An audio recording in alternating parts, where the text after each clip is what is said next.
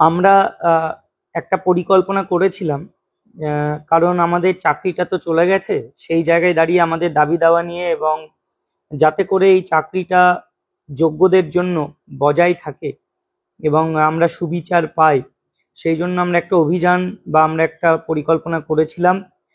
কিন্তু আমরা দেখতে পাচ্ছি যে আগামীকাল 7ই মে দেশ জুড়ে একটা যুদ্ধের মহড়া, তার জন্য নোটিশ জারি হয়েছে এবং দেশের স্বরাষ্ট্র মন্ত্রক সমস্ত রাজ্যকে এই নির্দেশ পাঠিয়েছেন।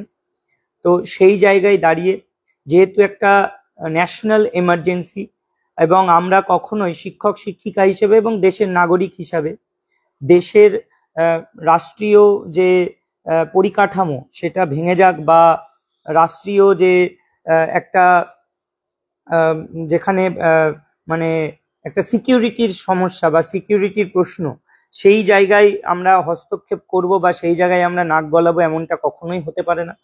এবং আমরা কখনোই চাই না একটা দেশের সুনাগরিক হিসাবে এবং দেশপ্রেমী হিসাবে আমরা সেরকমটা করব।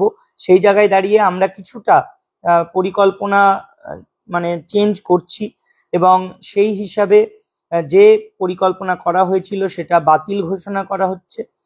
আগামীকাল আমরা সকলে, যোগ্য শিক্ষক শিক্ষিকা শিক্ষাকর্মীরা মিলে, বিভিন্ন সংগঠন বা সমাজসেবী শিক্ষক শিক্ষিকারা আরো যারা রয়েছেন 2016 প্যানেল ছাড়াও, এবং ডাক্তার, সরকারি কর্মচারী ও বিভিন্ন শুভবুদ্ধি সম্পন্ন মানুষ যারা যোগ্য শিক্ষক শিক্ষিকা শিক্ষাকর্মীদের পাশে আছেন এবং তাদের সুবিচারের দাবিতে পথে আসতে চান, তাদেরকে আমরা আহ্বান জানাচ্ছি।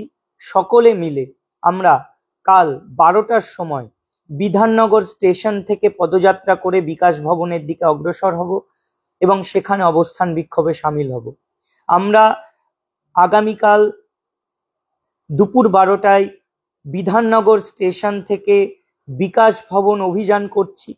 যোগ্য শিক্ষক শিক্ষিকা ও শিক্ষাকর্মী প্রত্যেকে মিলে আমরা সকলকে আহ্বান জানাচ্ছি, সকল প্রকার মানুষকে আহ্বান জানাচ্ছি যে শিক্ষার স্বার্থে, রাজ্য এবং দেশের শিক্ষাকে বাঁচানোর জন্য, যোগ্যদের স্বার্থ রক্ষার জন্য এবং ন্যায় বিচারের দাবিতে, সুবিচার যাতে সকলে পায় তার জন্য যা যা করণীয় সেগুলো যাতে করা হয় তার দাবিতে আমরা সকলে মিলে বিকাশ ভবনের উদ্দেশ্যে রওনা দেব দুপুর 12টায় বিধাননগর স্টেশন থেকে।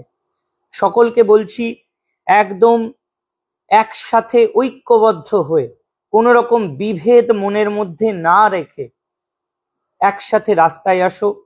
রাস্তার আন্দোলনে কোনো বিভেদ নয়, কোনো ভুল বোঝাবুঝি নয়, যা হয়েছে ভুলে যাও, সকলে মিলে একসাথে পায়ে পা মেলাও।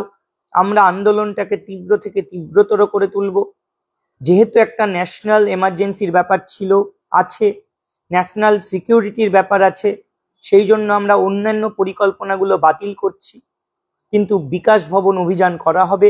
সকলে একসাথে এসো। যে কোনো প্রকারে এই সরকার, কমিশন, পর্ষদ, তাদেরকে আমাদের চাকরিটা বাঁচাতে হবে, এবং যতক্ষণ না আমাদের চাকরি সুরক্ষিত থাকছে যোগ্যদের জন্য, ততক্ষণ আমাদের রাস্তার আন্দোলন আর থামবে না। বিভিন্ন পরিকল্পনা আমরা নেব, কিন্তু প্রাথমিকভাবে আমাদেরকে বিকাশ ভবনে যেতে হবে, অবস্থান বিক্ষোভে সামিল হতে হবে। কোনো রকম কোনো ভেদাভেদ ভুলে সকলে মিলে আমরা সেখানে উপস্থিত থাকব। আর আমরা অবশ্যই মেন যে দাবি, সেই দাবি থেকে তো পিছু হটবো না। একটা তো দাবি অবশ্যই, যে স্ববেতনে স্বপদে সসম্মানে পুনর্বহাল করতে হবে, এবং তার সমস্ত রকম দায়িত্ব আমাদের নিয়োগ অথরিটি, আমাদের রাজ্য সরকার, শিক্ষা দপ্তর এবং পর্ষদকে নিতে হবে।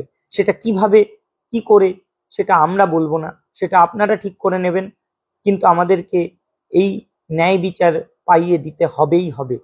আর যদি মনে করেন যে কিভাবে সম্ভব, সেটা তো অবশ্যই সুপ্রিম কোর্টের মাধ্যমে, আমরাও জানি, কিন্তু সুপ্রিম কোর্টে কি করলে আমরা বাঁচবো, আমাদের প্যানেলটা বাঁচবে, আমাদের যোগ্যদের স্বার্থ, আমাদের অধিকার রক্ষা পাবে, সেটা আপনাকেই দেখতে হবে।